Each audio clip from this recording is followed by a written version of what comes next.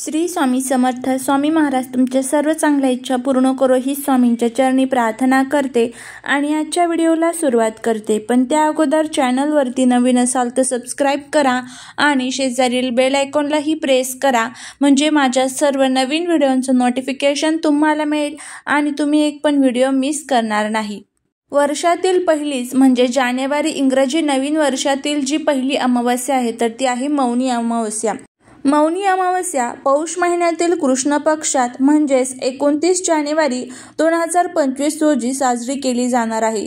मौनी अमावस्येला 28 जानेवारी 2025 रोजी रात्री 7:35 प्रारंभ होणार आहे आणि 29 जानेवारीला सायंकाळी 6:05 समाप्त होणार आहे. या दिवसाला धार्मिक आणि आध्यात्मिक दृष्टिकोनातून विशेष महत्त्व असतं. मौनी अमावस्या फक्त पितरांच्या तृप्तीसाठीच नव्हे तर आत्मशुद्धी, आध्यात्मिक साधनेसाठी आणि त्याचबरोबर मुलांच्या प्रगतीसाठी अतिशय प्रभावी अशी मानले जाते. मौन व्रत आणि ध्यान केल्याने आत्म्याला शांती मिळते. या दिवशी केलेले प्रत्येक शुभ कार्य आणि उपाय याचे अनेक पटीने फळ हे आपल्याला मिळत असतं. त्यामुळेच मौनी अमावस्येच्या दिवशी प्रत्येक आईने आपल्या मुलांसाठी हा जो एक उपाय आहे तर तो करायचा आहे. प्रत्येक आईने आपल्या मुलांवरनं, आपल्या मुलींवरनं ही जी एक वस्तू आहे तर ती उतरवून टाकायची आहे, जेणेकरून आपल्या मुलांची, मुलींची प्रत्येक क्षेत्रामध्ये प्रगती होईल. अभ्यास असेल, व्यापार असेल, व्यवसाय असेल, नोकरी असेल, त्यामध्ये त्यांना यश मिळेल आणि त्यांची कुठेही अधोगती होणार नाही. असा हा प्रभावी उपाय आपल्याला मौनी अमावस्येच्या दिवशी म्हणजेच बुधवारी करायचा आहे. आता हा उपाय कशा पद्धतीने करायचा याबद्दलची सविस्तर माहिती या आजच्या व्हिडिओमध्ये आपण घेणार आहोत. त्यामुळे जर तुम्हाला हा व्हिडिओ आवडला तर चॅनलला सबस्क्राईब करा, कमेंटमध्ये श्री स्वामी समर्थ लिहायला अजिबात विसरू नका. आत्ताच्या या सध्याच्या धावपळीच्या जीवनामध्ये प्रत्येक आईला वाटतं की माझा मुलगा किंवा माझी मुलगी कुठेही मागे राहता कामा नये. त्यामुळे ह्या ज्या काही पवित्र तिथी असतात या पवित्र तिथी त्यांना आपण जे आपल्या ज्योतिषशास्त्रामध्ये किंवा वास्तुशास्त्रामध्ये जे प्रभावी उपाय आपल्याला सांगितले जातात, हे उपाय जर केले तर नक्कीच आपल्याला त्याचा जो फायदा आहे तर तो होत असतो. आत्ताच्या सध्याच्या धावपळीच्या जीवनामध्ये माझ्या मुलावरती किंवा माझ्या मुलीवरती कोणतंही संकट येऊ नये. आता मुलं बाहेर पडलेले आहे, मग ते सुखरूप घरी यावे. मुलींवरती कोणताही संकट येऊ नये त्यासाठी आपण खूप प्रयत्न करत असतो, आपण खूप उपाय करतो, सेवा करतो. पण ज्यावेळेस या पवित्र तिथी असतात, या पवित्र तिथींच्या वेळी ज्या सकारात्मक लहरी पृथ्वी तलावरती असतात तर त्या हजारो पटीने, लाखो पटीने जास्त प्रमाणात सक्रिय असतात. त्यावेळेस त्या ज्या सकारात्मक लहरी आहेत तर त्याचाही फायदा आपल्या उपायांसाठी होतो. त्यामुळे आपल्याला हे जे उपाय असतात तर ते करणं खूप खूप गरजेचं मानलं जातं. त्यासाठीच प्रत्येक आईने आपल्या मुलांसाठी हा उपाय करायचा आहे. या वस्तू आपल्याला आपल्या मुलांच्या डोक्यावरनं उतरवून टाकायच्या आहे आणि हा उतारा कशा पद्धतीने करायचा हेही आपण आजच्या व्हिडिओमध्ये जाणून घेणार आहोत. मौनी अमावस्येच्या दिवशी सकाळी तुम्हाला 12 वाजायच्या अगोदर हा जो उपाय आहे तर तो करायचा आहे. हा उतारा तुम्हाला तयार करायचा आहे आणि हा उतारा मुलांच्या डोक्यावरून उतरून तो तुम्हाला टाकून द्यायचा आहे, जेणेकरून त्यांच्या जीवनामध्ये जर काही नजर दोषाचा आपल्याला परिणाम जाणवत असेल. बघा, मुलं मुली बाहेर जातात आणि अशा काही ॲक्टिव्हिटी करतात, त्यामुळे लोकांनाही त्यांचं कौतुक वाटतं. त्याचबरोबर आपल्याला म्हणजेच आपल्या घरातील व्यक्तींना, आईवडिलांना सुद्धा आपल्या मुलांचं कौतुक वाटतं. त्यामुळे कुठेतरी त्यांना त्या नजर दोषीचा जो सामना आहे तर तो करावा लागतो. मुलांमध्ये आपल्याला काहीतरी हट्टीपणा, चिडचिडपणा, तापटपणा दिसतो. मुलं आईवडिलांचं ऐकत नाही, मोठ्यांचं ऐकत नाही. मुलं जर अभ्यासामध्ये खूप हुशार होती, अचानकच त्यांचं अभ्यासातलं लक्ष विचलित होतं. नोकरीसाठी खूप उच्च प्रतीचं शिक्षण घेतात, पण तरी त्यांना पाहिजे तशी नोकरी मनाजोगी मिळत नाही. नोकरीमध्ये यश मिळत नाही, अभ्यासामध्ये प्रगती होत नाही. खूप अभ्यास करतात, तरीही परीक्षेसाठी गेल्यानंतर हे जे काही अभ्यास केलेलं असेल तर ते सर्व विसरून जर जात असतील तर हे संपूर्ण का होत असतं? कुठेतरी नजर दोष किंवा कुठेतरी कुंडलीतील ग्रह दोष, वास्तुदोष या सर्व दोषांचा जो परिणाम आहे तर तो त्यांच्या जीवनावरती होत असतो.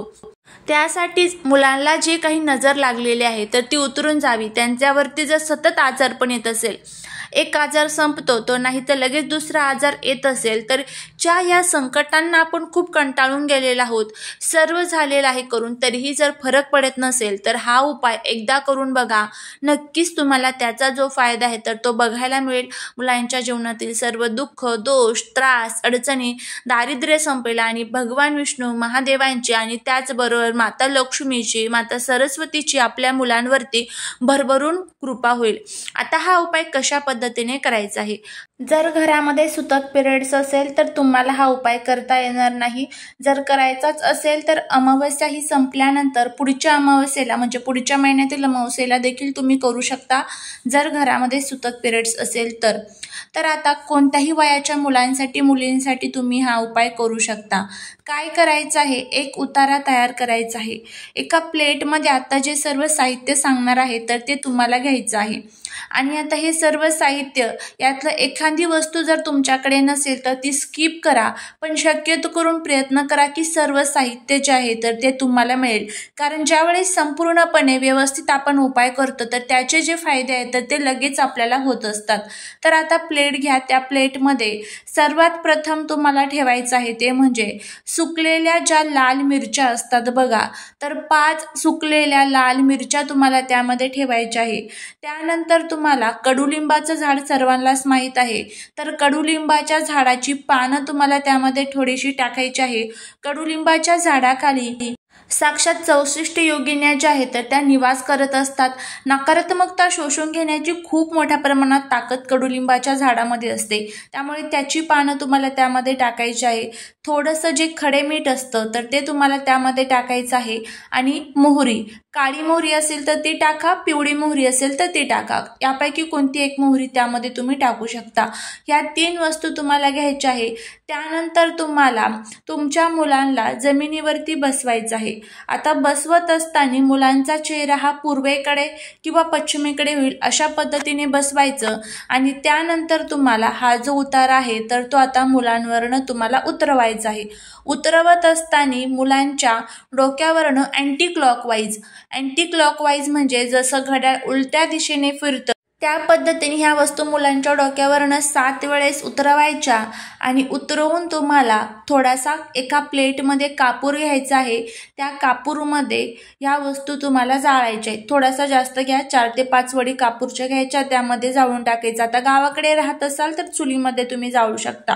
अगदी अशाच पद्धतीने हा उपाय करायचा आहे. जळेल साहित्य तितकं जळून द्यायचं. जळत असताना माझ्या मुलांच्या जीवनातील सर्व नजर जी आहे तर ती संपून गेलेली आहे. त्यांचा हट्टीपणा, चिडचिडपणा, तापटपणा सर्व संपलेला आहे. त्यांना अभ्यासात प्रगती, नोकरीत यश मिळालेलं आहे. अशा पद्धतीचा भाव मनामध्ये ठेवून तुम्हाला हा उपाय करायचा आहे. त्यानंतर उरलेलं जे साहित्य आहे म्हणजे जळलेलं नसेल ते साहित्य तुम्हाला निर्माल्यात टाकून द्यायचं आहे किंवा एखाद्या झाडाखाली जरी टाकून दिलं तरीही चालेल. तर अशा पद्धतीने हा उपाय करून बघा, नक्कीच तुम्हाला त्याचा फायदा होईल. त्याचबरोबर जर मुलं बाहेरगावी शिक्षणासाठी असतील तर मुलांच्या फोटोवरनं तुम्ही हा उपाय करू शकता. काहीच अडचण नाही. मुलांसाठी मुलींसाठी करू शकता. मुलींची कोणतीही अडचण असेल, अभ्यासासंबंधित, नोकरी संबंधित, आजारपण असेल, दुःख असतील, संकट येत असेल, वारंवार कुंडलीतील काही दोष असेल तर ते दूर करण्यासाठी तुम्ही हा उपाय करू शकता. करून बघा, फायदा होईल. झालेली सेवा ही महाराजांच्या चरणी रुजू करते. व्हिडिओ जर आवडला असेल तर लाईक, शेअर आणि सबस्क्राईब करायला विसरू नका. भेटूया पुढच्या एका छानशा नवीन व्हिडिओसोबत, एका नवीन माहितीसोबत. श्री स्वामी समर्थ.